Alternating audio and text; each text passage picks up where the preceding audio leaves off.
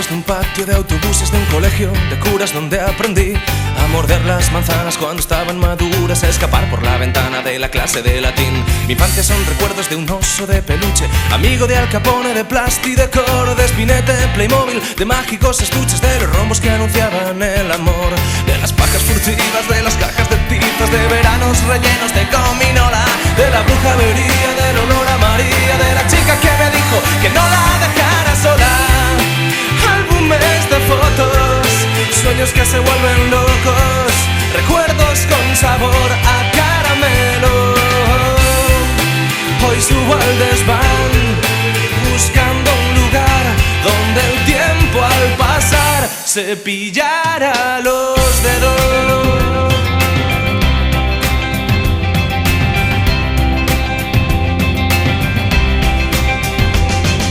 Mi infancia son recuerdos de una bola del mundo que giraba para ver dónde nací, del Spectrum, de los Goonies, de escondites nocturnos, de pensar qué pasaría en el año 2000.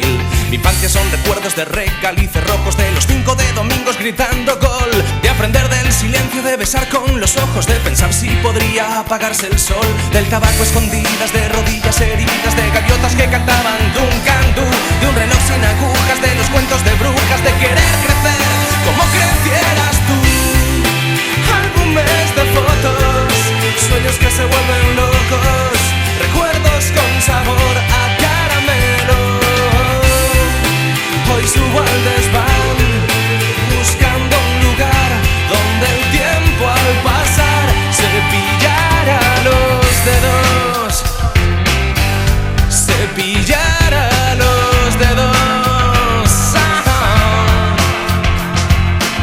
Para quitar la telaraña de mis miedos, para dejar de besarte en blanco y negro, en blanco y negro.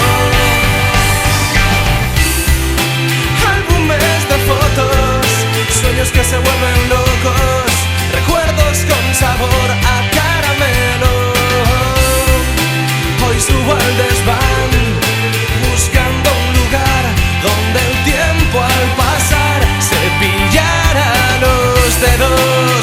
Álbumes de fotos, sueños que se vuelven locos, recuerdos con sabor a caramelo.